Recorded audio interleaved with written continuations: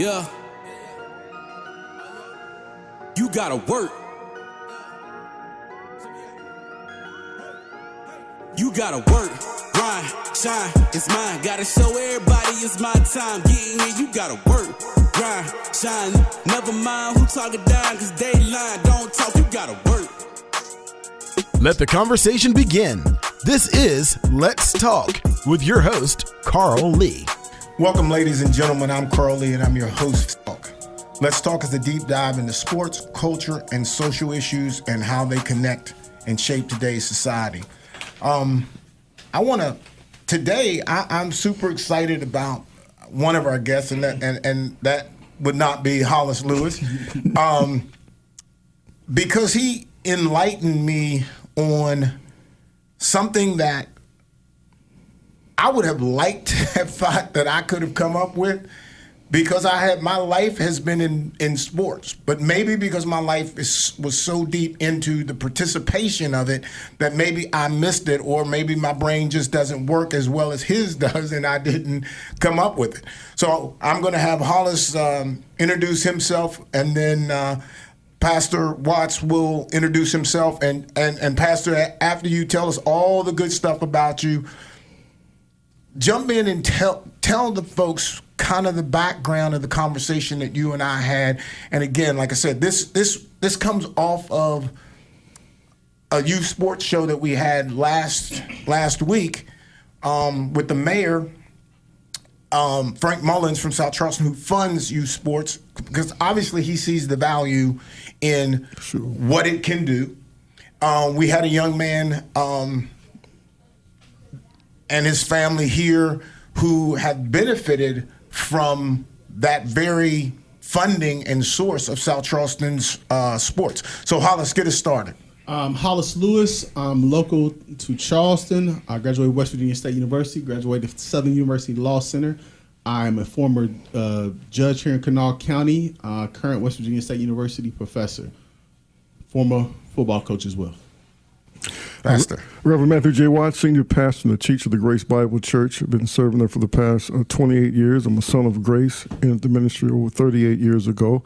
Born and raised in Mount Hope, West Virginia, played for the Mighty Mustang, football, basketball, and track. Played a little bit of basketball at West Virginia Tech back in the early 70s, where I got an engineering degree, worked for over 20 years in corporate America, left corporate America end of 1996 to pursue a call into full-time ministry and full-time service, primarily on the west side of Charleston. Established the Hope Community Development Corporation, informally in 1993, formally in 1997, basically to see if we could develop and implement strategies that could address the challenges of an inner-city community like the west side of Charleston by promoting education, employment, economic development, housing, strengthening and stabilizing families. And so we've run a plethora of programs over the years. Our latest venture we're excited about, we're creating a community populations health and poverty solution center to try to implement the best ideas that we have developed over the years as sort of my swan song before I try to turn all this work over to this next generation, hopefully that's ready to take the baton. But I've always loved sports. My oldest brother, who died unfortunately in a car accident when I was 9 years old, but prior to that he had basically infused a tremendous love of sports within me. He was an incredible athlete himself, standout football, basketball, and track. And so we grew up playing sandlot sports. There was not youth sports in my little community in Mount Hope. The Little League baseball team, basically there wasn't enough sponsors to continue it. So I never played Little League baseball, Little League football, basketball. But we played sandlot every day, some type, and we would emulate the older guys. And the older guys would kind of supervise us. And when we played, and one day we would graduate, right, to be to play with them. And that was always an incredible thing, right? I can only imagine I can only imagine when to graduate to play on the big court and on the big team. But sports has always been a part of my life. So the most influential people in my life were the sports coaches. I had incredible coaches. My first coach, of course, was my brother. My second coach was a gentleman by the name of Mr. Arthur, who coached me in the first was James Padario, and then Mr. Arthur, and then I had high school basketball coach David Atkins. I actually had him in junior high also. And then one of my favorite coaches of all time was Goodrich Pete Phillips, who was the head coach at West Virginia Tech. And I learned so many life lessons because they were teachers. real teachers, not only sports of the game of life. And so I really benefit from those experiences. So when I got around youth sports, really for the most part, when I moved here to Charleston back in 1978, and I saw really how big youth sports were in Charleston. Yeah. And my wife being from the West Side, and so I had been connected to the West Side ever since like 1975 or so. And the Doc Generals. I mean, that was the show, right? Absolutely. That was the ticket, right? And then this war that went on between the Doc Generals and between Midwestern Big Blues, and every time now and then the Kanawha City Colts would kind of sneak in, and they would give a little bit of life to Dunbar every once in a while. But for the most part, the championship had to come through the West Side. So I began to see that youth sports played a different role from what it played in my community. It was a socialization, young people coming together. But in Charleston, like on the West Side, it's a pillar. It's a foundational component of the society. It becomes the first real socialization where youth start coming together in large numbers at a very early age. They might go to Head Start if they're 3 with the learning disability, preschool, then kindergarten. But youth sports, you get a lot of youth coming together under the auspices of a coach. But it also starts to connect parents in a way that they haven't been connected before, on a team, in a neighborhood, in a community. And it starts to build a sense of solidarity, a sense of pride that we're in this together. And for a community like the West Side of Charleston, it became a badge of honor that the West Side competed for championships, not just to play. And I wrote an article about this some time ago when I talked about the role that youth sports plays in the community like the West Side of Charleston. It becomes a place where these young boys and the young girls as cheerleaders and more young girls as football players, but they're held to a standard, right? Nobody coaching youth sports on the West Side of Charleston would ever say to a young boy, you cannot compete against a kid from South Hills or a kid from Kanawha City because his father is a doctor, his mother is a lawyer, and you deprive them some kind of way. That would never be said. It's just the opposite. We appeal to them based on their potential, and we say to them they can't compete with you because they're not as tough as you are, they're not as resilient as you are, they don't have to deal with what you have to deal with. So youth sports really becomes the symbol of what we're trying to become, the best at it. And then there's a tremendous amount of pride that kind of comes along with that, and there's a solidarity that's kind of built into it. And on youth sports, I mean, mama know football, grandma know football, everybody knows something about some football. You see what I'm trying to say? And I've tried to say, if we could take this youth sports model and this zeal. Another thing I'll touch on before you guys jump in. The reason I'm such a proponent of youth sports on the West Side of Charleston, East End, South Charleston, Dunbar, wherever, but particularly the West Side, which I've really studied, is because we run it. We select the leadership. We select the coaches, right?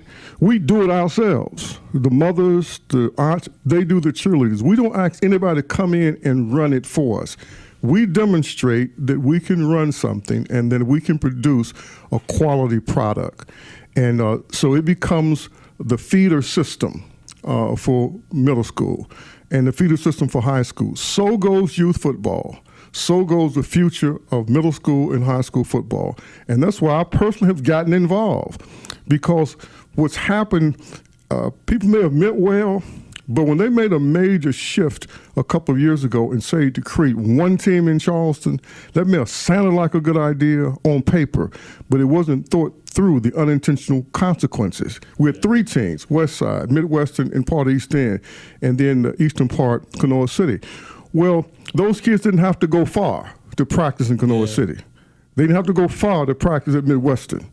They can pretty much walk if they're practicing on the West Side of Charleston. You create one team, don't provide any transportation. And what you see happening now, the kids from Kanawha City are being left out for the most part of participating in youth football, and many kids from the east end of Charleston. So I'm just trying to say to everyone that when you have a pillar, a staple of a community that's been a part of pulling people together to support children in this recreational activity, where there's a sense of pride and a sense of togetherness, and when you lose something like that, you don't realize that it has a ripple effect. Relationships are not being formed. People are not connecting the way they would normally connect. And so then we become strangers in our own community, right? Now, I know we must have a special guest because I ain't never heard Coach Lee be this quiet for this long. Yeah. No, because he getting education over there. Look, I'm trying to. This shocks me. Okay, this shocks me when and I go back to last week's show, and the mayor saying like youth sports was just a major piece. It was the opportunity for those kids who might not have any other opportunity. Yeah. So you fund it so that these kids get an opportunity. You know, like we're taking over baseball because it did not seem that it was beneficial for the community, or it wasn't controlled by, and not just controlled by the city, but it has to be under the idea of what the city's trying to do. Yeah. You know, and you know, when you say you're not trying to win a championship, you're not trying to do anything, but one of the things that he said is what I have been trying to tell people all the time. Sports, you don't have to go to college on a sports scholarship. Sports teaches you life lessons. Absolutely. Yeah. And those are the most critical piece. We played yesterday. Okay? We played yesterday, Rev, and we had 2 incidents with parents. Games were all close. And we had 2 incidents with parents coming out on the field upset. And all teams competed. So it was a very competitive day. Game. Very competitive. First day. game was by 2 points. Yeah. Second game was by 8. It was like 8-0. One score. The third game was, it might have been 2. Right. So these kids went out there for their community. Exactly. And played hard. Mm-hmm. And somebody's saying my kid didn't play. Your kid has to learn the lesson that he might have to wait. Absolutely. And or he has to maybe do more in practice. But you've made youth sports, to me, you the way you laid that out, it is greater than high school. Absolutely. It is greater than high school. Absolutely. Because the parent who is dedicated to the West Side is going to be dedicated to the middle school that is on the West Side, who is going to be dedicated to the high school that's on the West Side. After that, life takes its course. Today, we don't have that. That's right. We don't. The parent is looking for, I don't really know what they're looking for, but I'll just title it as this: self-satisfaction for them. Mm. Where do they think their kid could be the best? If he's really good, then I want him on a team that's going to win. I don't care where I got to take him. I'll take him across town just because. To me, I don't understand. Like, I know I could have never left South Charleston. Right. And let me ask a question as far as, because and this is a point that I didn't necessarily consider to the degree in which you laid it out.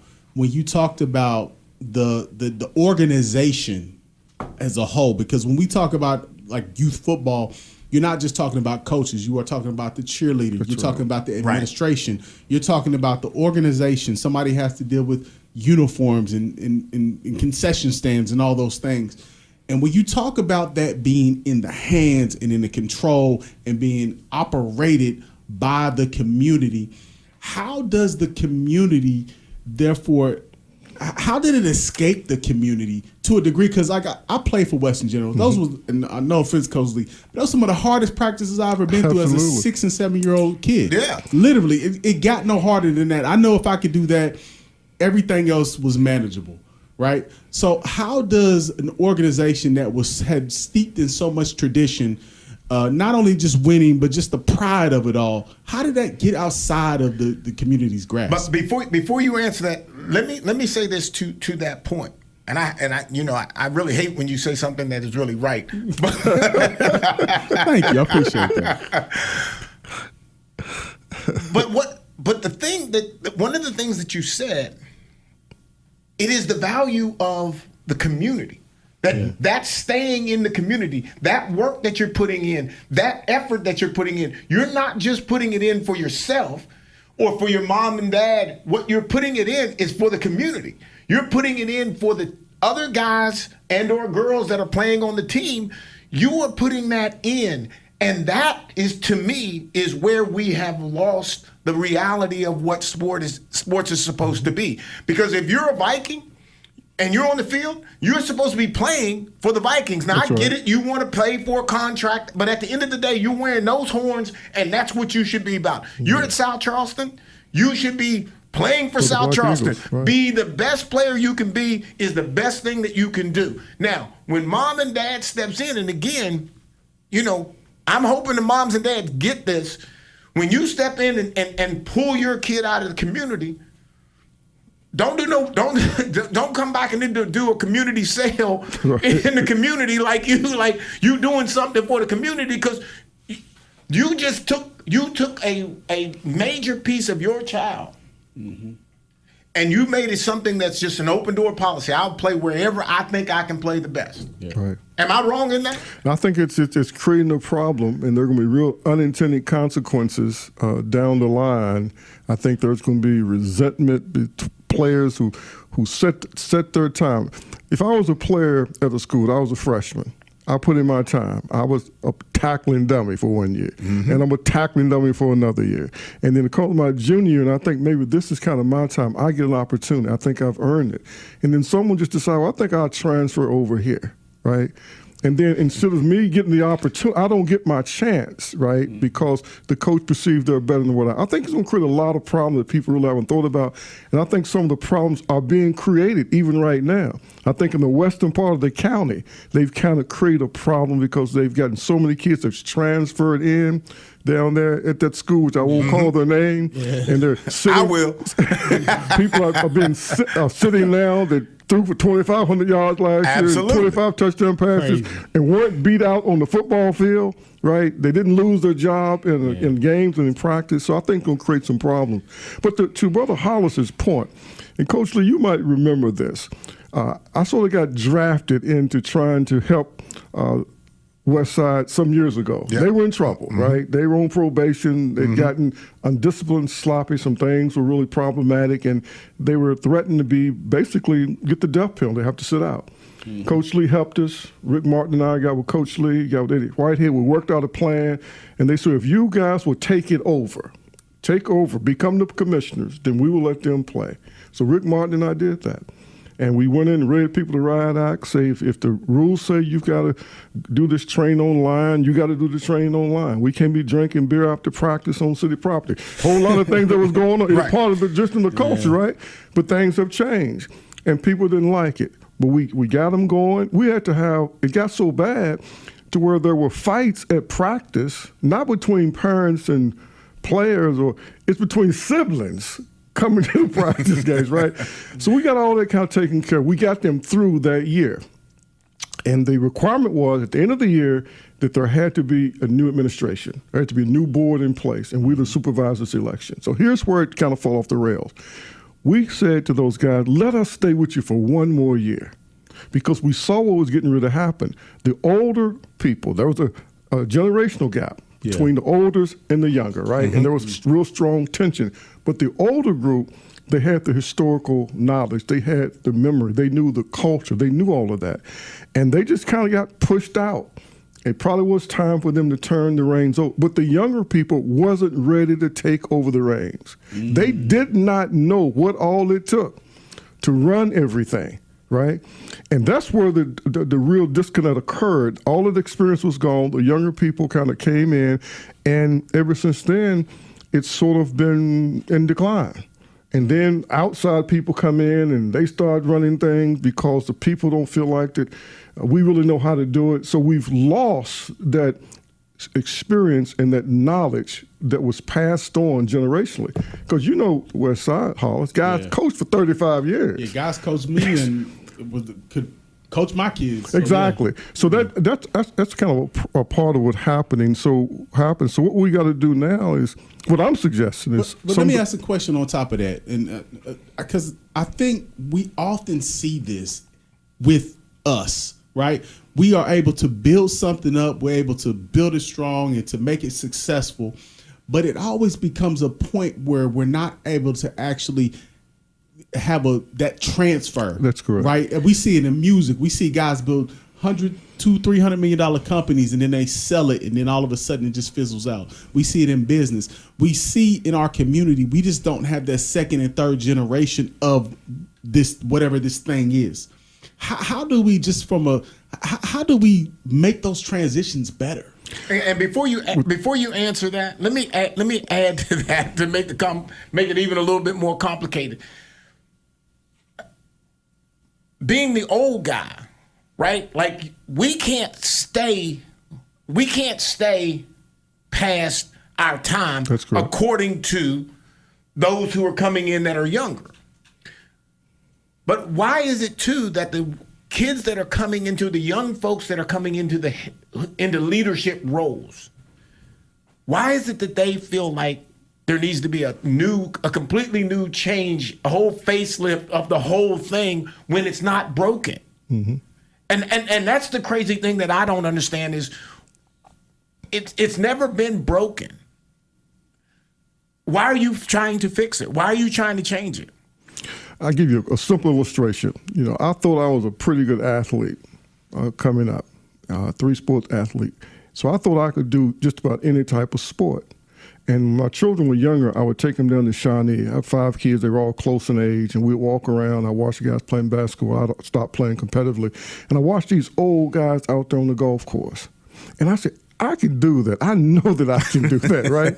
I can hit a baseball. I can hit a softball. Yeah. I know where this is going. Can do that. We all fell for that. You know where it is going. Yeah. And so I get invited to do this golf scammer. I'm just going to pick up this golf club. I'm gonna hit this ball, and I've never been so humiliated in my entire life. You see, particularly being an athlete. Particularly being an athlete, watching these little old guys knock the ball on my, and if I hit it, I had no idea where it was going. If I hit it, right? I've been there. So here's what I learned, right? Just because I watch somebody do something and they make it look easy, right, it doesn't mean that I can do it. And sometimes young people will watch older people doing something. And one of the geniuses of experience, you start being able to make things look easy. That's what a professional is, right? Yeah. Right? An amateur practice until they get it right. The professional practice until they can't get it wrong, right? The muscle memory is there. The reflexes are there. It's going to happen. It's hard to get it wrong. And that's what young people, they don't really understand, that the experience of older people is something that they need to benefit from. And they need to sit under a more experienced person. I sometimes refer myself as the Maytag repairman, right? Remember the curse about the Maytag repairman? Suppose Maytag the best. He might not be old enough. I remember. The best wash machines that's made. Yeah. And so he just sit there in his shop by himself because no one ever called him because the Maytag almost never breaks down. I sit in my office every day. I'm in my office every day, no later than 9 o'clock. And I'm there at least till 6 or 7. Right? Hoping someone would come to see me, hoping someone would come to talk to me. I wish I'd taken you in my office. I've been going through files that I've had for years on just about everything we've worked on and trying to organize them. And I say, all this stuff is in these files, and a lot of it is in my head, but no one ever comes to ask me, Reverend, why did you do this? Reverend, why did you do that?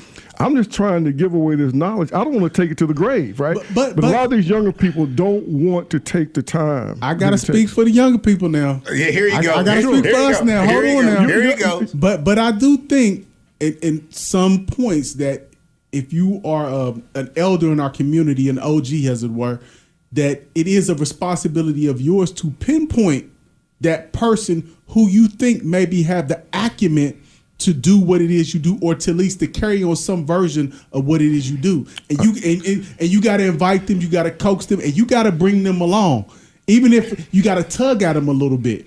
Because I'm just saying, I remember there was a time when that old man, you on the streets, I'm not saying, I'm just saying before internet, that old man gonna pull you to the side whether you want to hear what he got to say or not. And I don't think we got that no more. No, we can't, not because of us. Will curse you out. Yeah, exactly. No, I said the acumen, you got to use your wisdom. You got to use your wisdom to say, okay, So, I can't talk to him, but maybe I can talk to him. Okay, let me just clarify what you're saying. Okay, let me clarify what you're saying. So basically, what you're saying to the older guys so we need to reshape our approach to the young guy so that they can say, "Oh yeah, I want it." No, I'm saying what I'm saying is I asked specifically about the transition of something of value, right? So when we talk about let's talk about the transition to football. Let's just talk about football. I'm saying, like, if I'm the Western General Staff, and to your point, you had those elders that ran it great and was winners and all that. It's kind of their duty at some point to pinpoint somebody who's of a younger generation and say, okay, you come over here. You invited to our table. If you invited to drink this little beer with us, if you're going to sit here, we're going to talk and we're going to teach you what we know. So when our time is up, you can carry it on and the transition can be smoother. That's all I'm saying. I really do agree with you. If you're talking about the specifics of what happened with the generals, it's that the relationship had become so toxic. The younger people was pushing them out. They literally pushed them out, right? But I sort of agree with what you're saying there. It really sort of goes two ways, though, right? 100%. It goes kind of two ways, and we got to figure out how to make that happen. I would love to see them invite back some of the OGs to the West Side. Say, guys, come over and help us. Come over, spend some time with the kids, talk about the culture and the history of the West Side of Charleston. But I agree with you, Hollis. I really do. And I sent Coach Lee something earlier today. I think, in my humble opinion, that the greatest challenge that the African American community faces today, nationally, at the statewide level, at the county, at the local level, really, it is a dearth of courageous, compassion, concern, visionary leadership that's really willing to sacrifice to serve the people. And what you're talking about is a willingness to sacrifice, right? Yeah.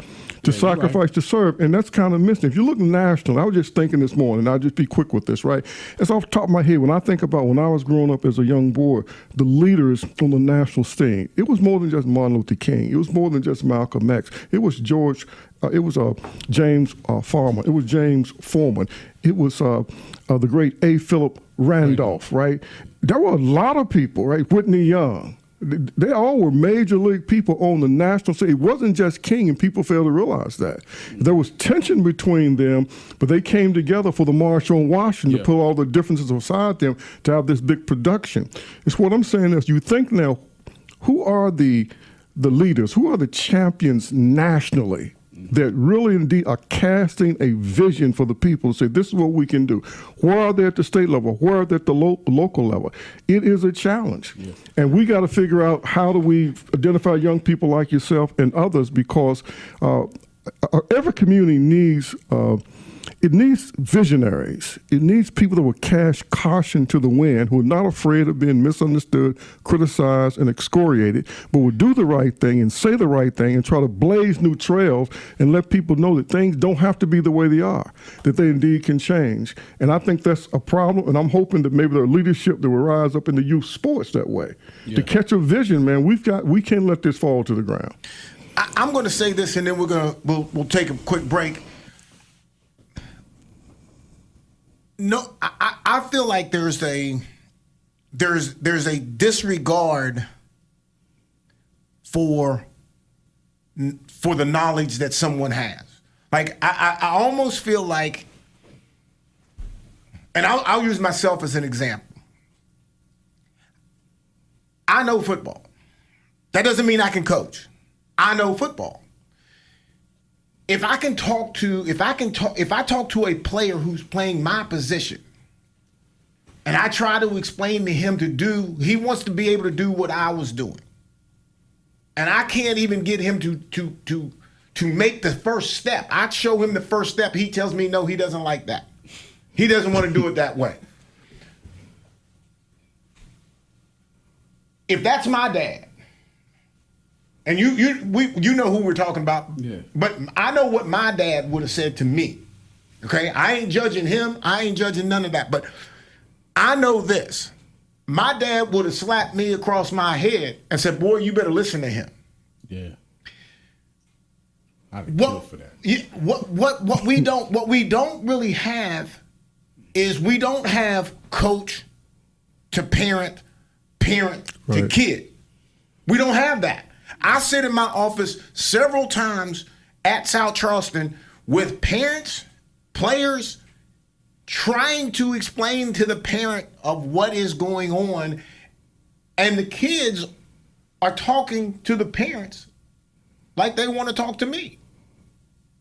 So I think we still have, I think it's more than just saying that there's going to be this young new guy, Hollis Lewis is going to be he's going to come through the ranks and be this leader.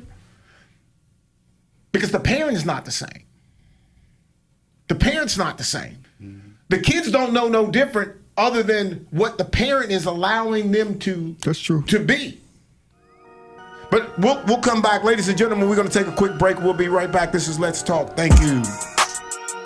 You're listening to Let's Talk with Carl Lee. Sponsorship opportunities are available. Email letstalk@promessage.com or call 304-342-8131. For more information, visit WCHSnetwork.com/Let's Talk or like us on Facebook. Let's Talk with Carl Lee. Now, back to the conversation. We're back for Let's Talk. This is Carl Lee, and I'm your host. I've got Hollis Lewis and Reverend Watts with me here today. We're having some very, very interesting and important conversation. Amen. And let me. I'm going to pass it back over to you. We were off the mic here and had a break there, and we were having a conversation. And I want Pastor Watts to pick it up. But before you go there, one of the interesting things that I find wrong with youth sports is, and I'm curious about what you both say before you kind of maybe get back into it. So at the youth level, we have the parent or parents who are creating the drama for the kid. As we push through, that kid, that child, sees that action and reaction and hear those things that the parents are saying about the coach, about the team, about all of those kind of components. Such and such doesn't know what he's talking about. So by the time the kid gets to middle school, he's got an impression, a concept, an idea of maybe Coach Hollis doesn't know what he's talking about at the middle school. You know what I'm saying? Yeah. And then mom, dad, together, both, separate, whatever, they're saying the same thing if you're not winning. So then by the time they get to Reverend Watts at the high school, we already know he don't know what he's doing. We already know because we saw the record. Because we saw the record. So he does not know what to do. So I'm not even going to even put my child at the mercy of his coaching. Yeah. How do we get there? I always thought, I know at Marshall, when I played and won my 8 or 9 games in 4 years, I cannot say that Bob Pruitt does not know football. You know what I'm saying? I can't say that Sonny Randall didn't know football then, and my staff was terrible. It had to be the players.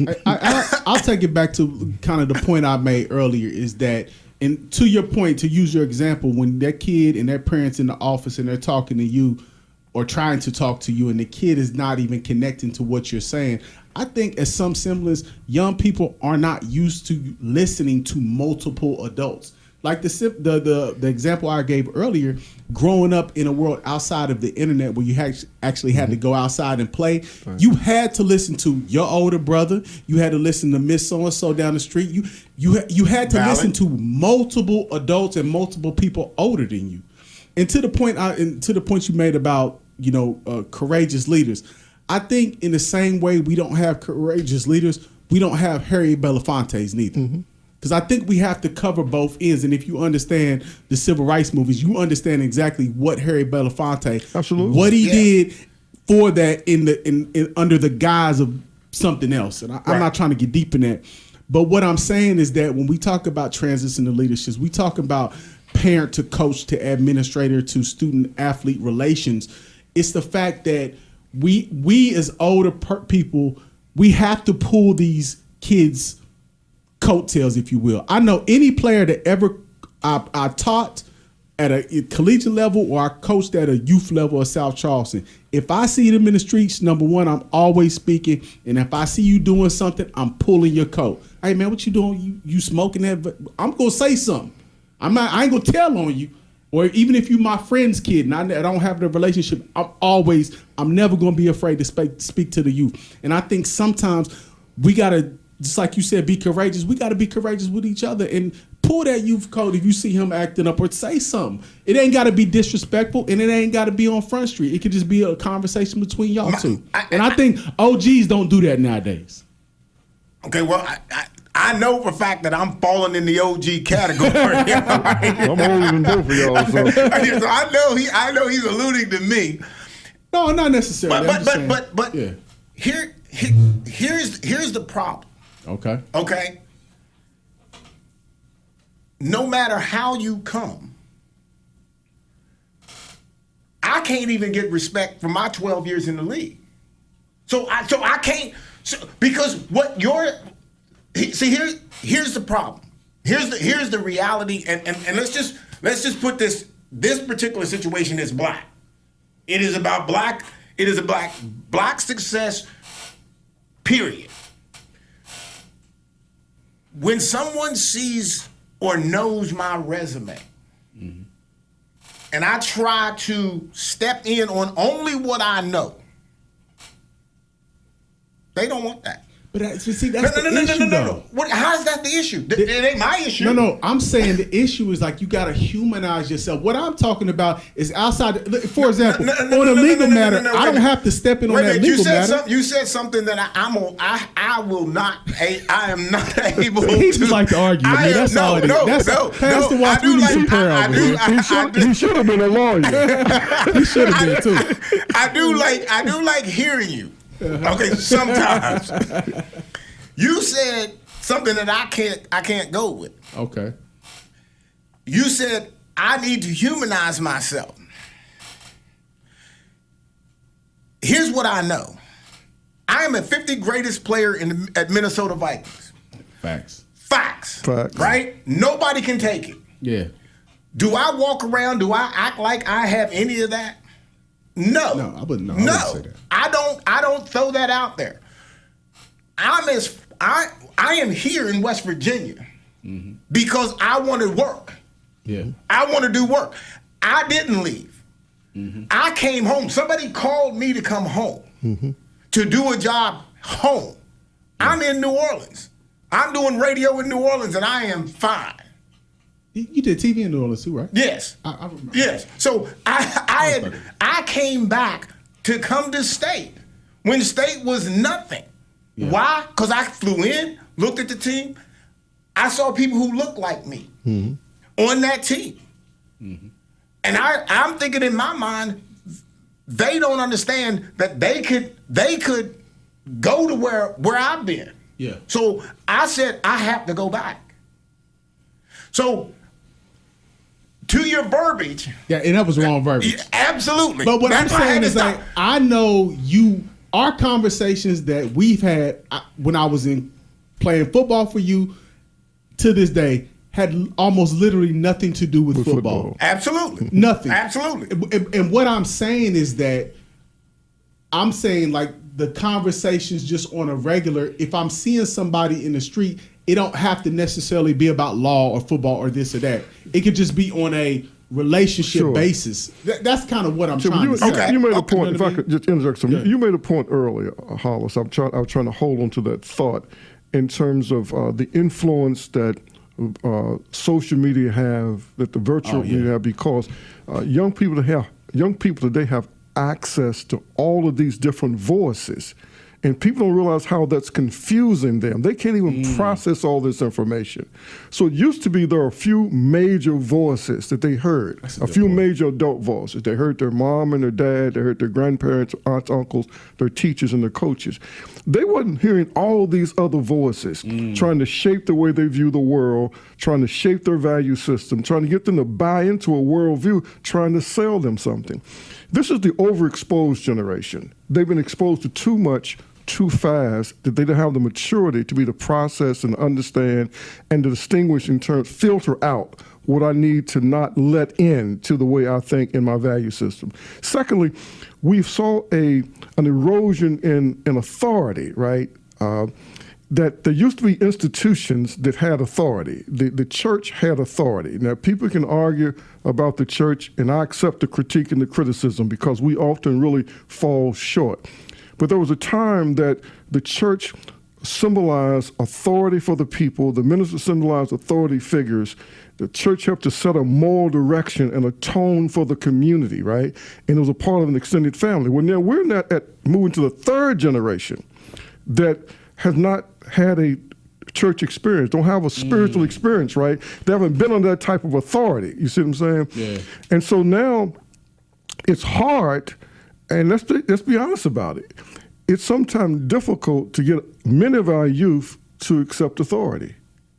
That's why youth football is so important. Let me tell you why youth football is so important. It's so important because so many of our boys are not directly connected to their fathers on a regular basis, right? On a regular basis, where the father is the male voice that they got to hear, where mom can say that, hey, you got your dad coming, dad gonna deal with you, right?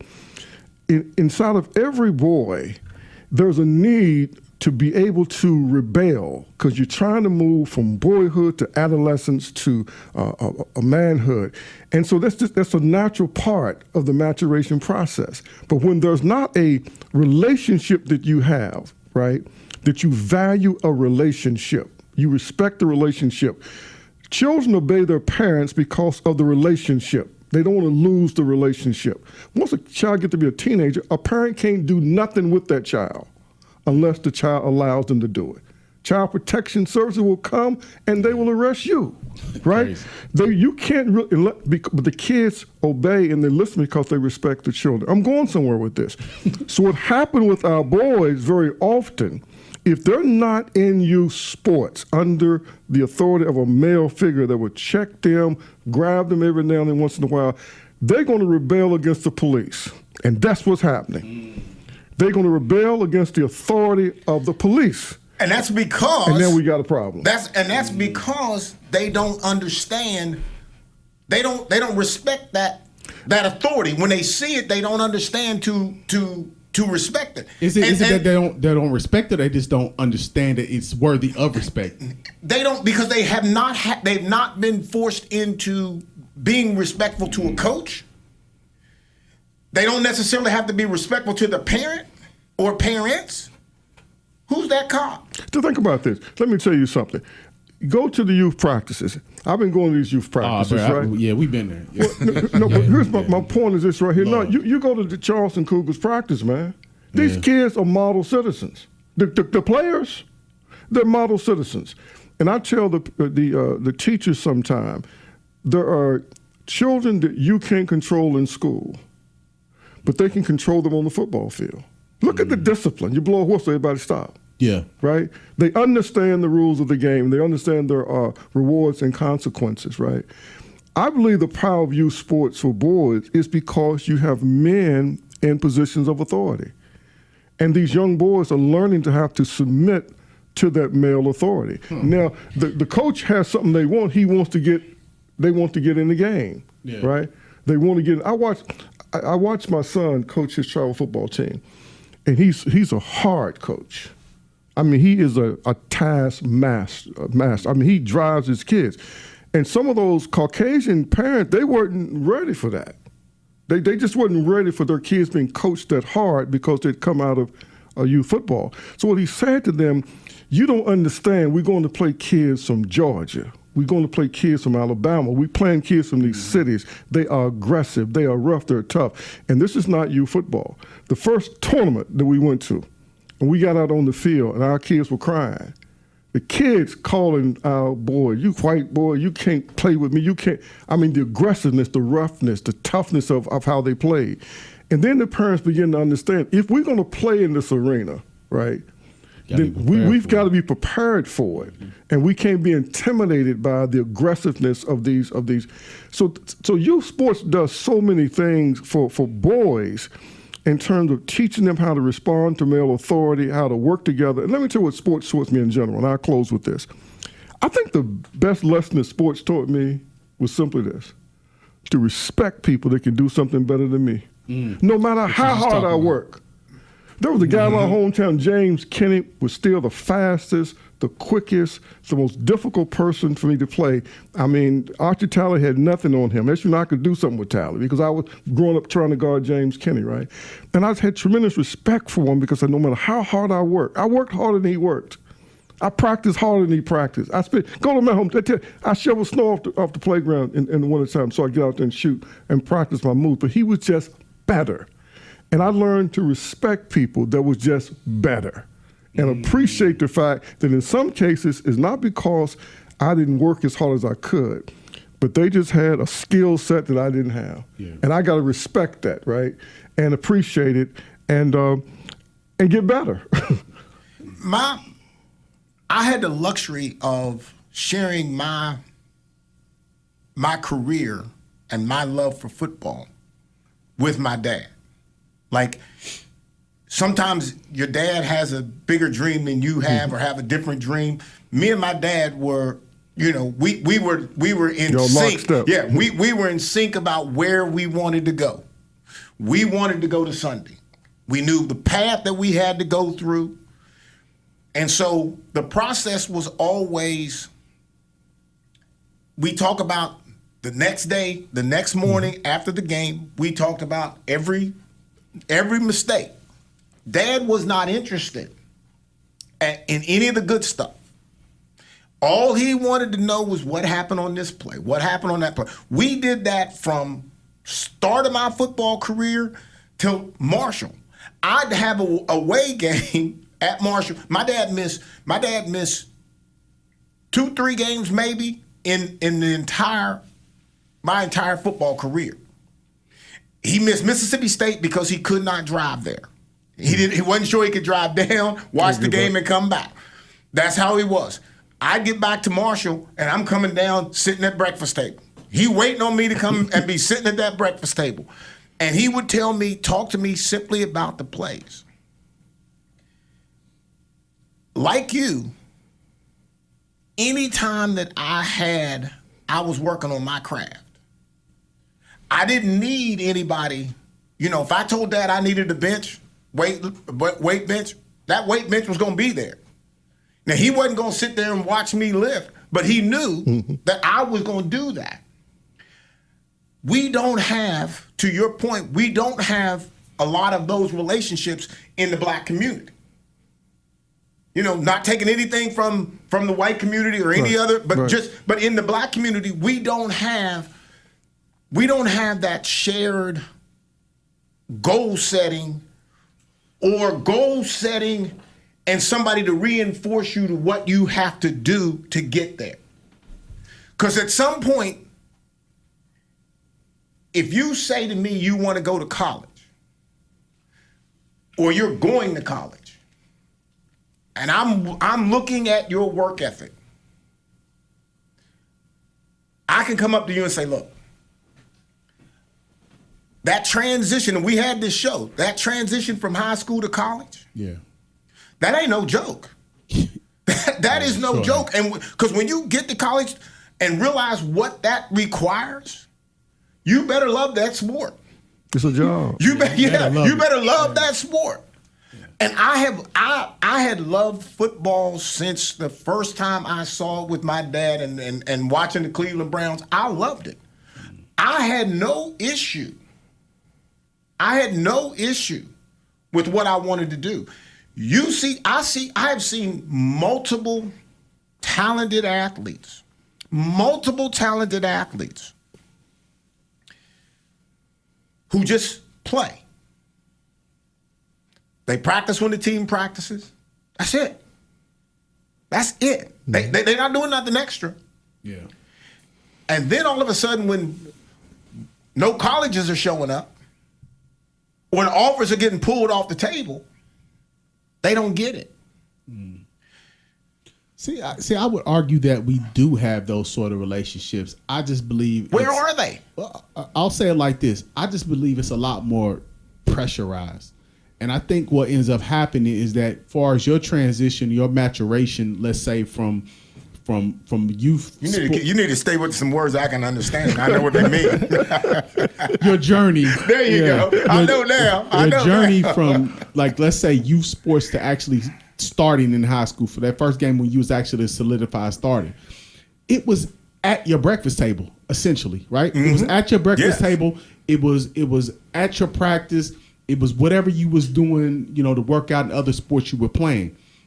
Now what happens is that everything is broadcast, right? So now that kid, as soon as he scores first touchdown, it's broadcast, is publicized. So now it becomes this pressure cooker. It becomes this thing where now everybody's telling you how good you are, and you don't even get the opportunity to make mistakes. So when those mistakes happen, or when you fall, or when you have an off year, all of a sudden that thing that you got used to hearing, those compliments and those accolades that you got used to sharing with everybody, aren't there. So it creates this sort of pressurized thing where these kids now, they cannot make mistakes. They cannot be human. Every step has to be better than the next. There is no room. There is no room for falling down or being set back.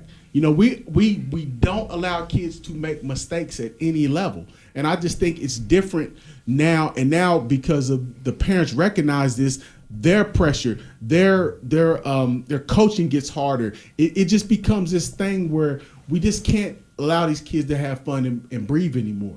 I'm sure you made a lot of mistakes coming up, but nobody saw that. Nobody saw what you did in middle school. That's nowhere. That's probably on some attic in somebody's tape. Now, what you did in youth, from all the way from 5 years old to 16-year-old, is for everybody to see. I don't know if what I see, and I don't necessarily disagree with what you're saying, but I'm wondering, where's the passion for the game? Thank you. Where's the love for the game? Thank you. I think it's sucked out by that. Right. I don't it's know. being sucked out. I don't know. The reason I say that, I mean, kids, you go to the playgrounds and they're empty. You go to the gymnasiums that they're empty.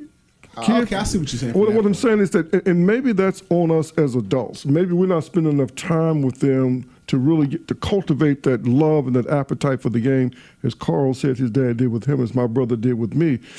But the passion for the game among a lot of young people, it's not there. Because you think about your journey, where you said you didn't even have youth sports, so you probably didn't play till middle school or high school. Middle school. So you started playing in school. Could you imagine how hungry you was to play?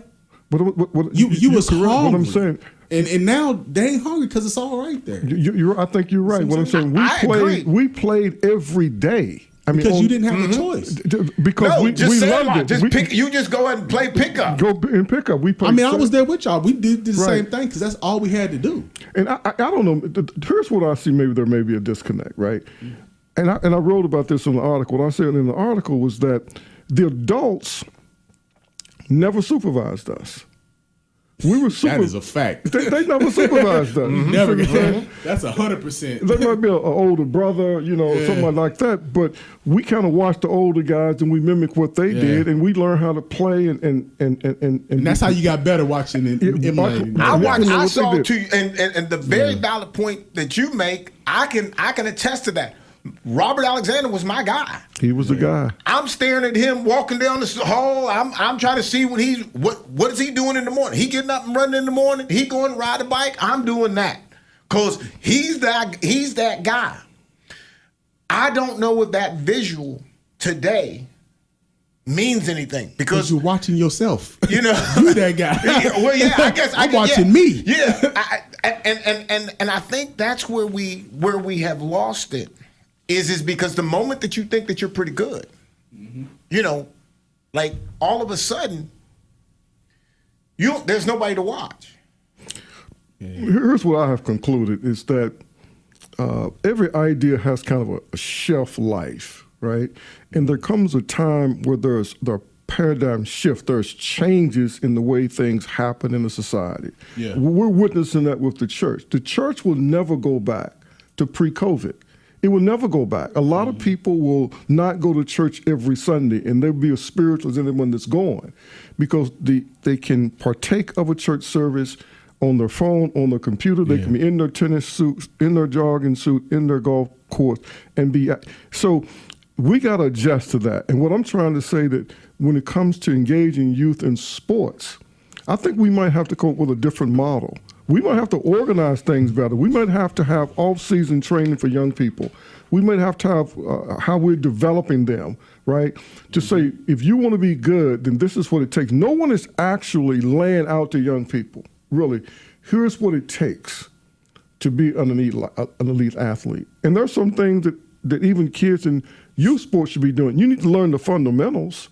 You need to learn a stance, right? You need to learn certain things about it. And I see a lack of kids learning the things they need to learn. And our kids are often behind when it comes to fundamentals. And I think we may have to put together a system, right? Yeah. It happened naturally in the past. The competition was at a certain level to where just athletic ability, competing in sandlot, competing in youth football, and that got it there. We may have to, with more intentionality, to say, here's what a youth development system looks like. That's actually a great point, because it happened naturally. Like you said, I'm going from playing whatever sport I'm playing to the playground. Playground is where you hone those things. Right. It was almost a system, because you knew you're going to have these older guys out here, and it's going to be so. That's you don't look up, and to your point, there's not really that look up. The look up. That look up. To look up to the guy that's above you, you don't look at him. What you see, I'm like, okay, so I'm watching Rev. He in high school, and I'm coming up to the high school. I'm looking at him, and I'm like, he okay. Yeah. I don't want to give him no due, because if I give him due, it's easier for me just go to another school. Just transfer out. Don't even try. Or I don't want to give him his props, but I'm not going to work any harder than than him. I don't want to put the work in that he's doing. And the fact of the matter is, you may not even see him putting in the work. Right. Because like you said, it's not a system. He may be doing some specialized thing. That's even if we better. had everybody at one spot, now you seeing, okay, this is what it is. So I agree with that. The Bible says, as iron sharpens iron, so does another man sharpen another man. And competition is important because it helps sharpens the skill. And you got to see somebody working hard. You got to see them getting better and how they got there. And sometimes it can motivate other people to come. I'm going to throw a name out. I'm sure that some of the people that will listen to this podcast would know it. You guys will know the name. A tremendous inspiration to me, but it's kind of been lost in the black community in this state. Ron Fritz Williams. Yeah. And I have a problem with Western University because they've never honored him, in my opinion, the way they should have honored him. I had the privilege of interviewing Ron Fritz Williams years ago when he came home, when they honored the 4 consensus All-Americans, Jerry West, Rod Thorne, Hot Rod Hundley, and Ron Fritz Williams were the only, at the time, consensus All-Americans in basketball at WVU. Had a big thing over at the Civic Center. And I watched afterwards, and all these people swarmed around West and Hundley and Thorne. And there Ron Fritz Williams was all by himself. And I went over to him and started talking to him. And I walked back with him to the hotel. And you talking about a guy with a broken heart was Ron Fritz Williams. He told me how he was treated when he was in Morgantown. First black player to play on the basketball team. How he was treated down south to the Citadel in those southern schools, right? Mm-hmm. And he told me how Bucky Waters really kind of held him back and wouldn't really turn him loose and let him play like he was supposed to play, like he could play. And he said, there was almost never any black people in the stands, either at home or away. And I said, Ron, don't you know, man, we listened to you on the radio. Every time y'all was on TV, we was there. And everybody was breaking out to the court. Number 21, I'm Ron Fritz Williams. And he said, I never knew it. I never felt it. I never really knew that I was that appreciated in this state. And I don't think to this day that we've really honored him. The first black to play on the basketball team. First black to be a consistent All-American in basketball. Number 1 draft choice by the San Francisco Warriors. Number 7 overall. And the great Rick Barry said? The great Rick Barry said this, that we messed him up. He was the greatest shooter I ever saw. And we tried to make him a playmaker. That's what Rick Barry said. Wow. All right, I'm gonna wrap the show here in just a second. I just want to make this comment. To your point, we had never in that modern time, we had never seen an athlete like a Robert Alexander. That's right. We had never. There was Walt Easley, who was a great player, but Robert Alexander he was just a different kind of guy.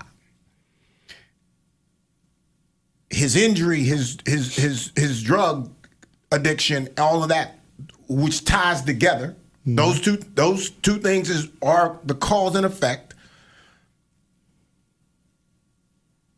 We forced him. Well, I won't say we, but you forced him to go to West Virginia, which was not his thing. It was not his style of football. Yeah. And then he didn't have what you wanted him to have. Mm-hmm. And then you turned on him. We West Virginia folks, we turned on him. We were wrong. He made me who I am today. Wow. He made me who I am today. He taught me how to train. He did all of those things for me. Can you imagine what he could have been if you'd have let him go to the school, much like Kurt Warner? That's right. Much like Kurt Warner. He wasn't even hearing it. He wasn't even going to listen to it. He saw it. He respected Robert like I did. And now, rest his soul, he was the one that we should have gave praise to because of the greatness.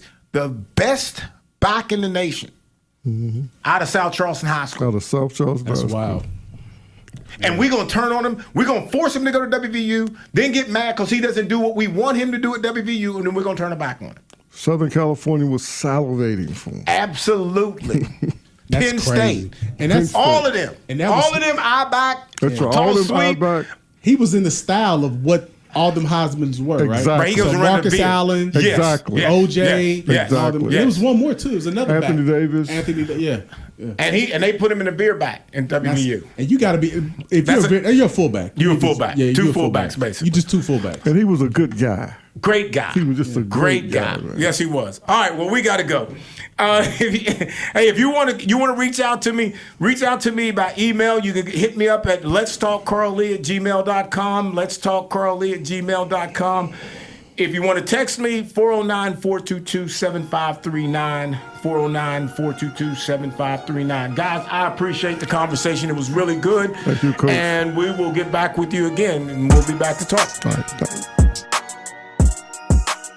The opinions expressed on this program do not express the views of the employees of WVRC Media. No rebroadcast or modification allowed without the express written consent of WVRC Media and Let's Talk Carl Lee.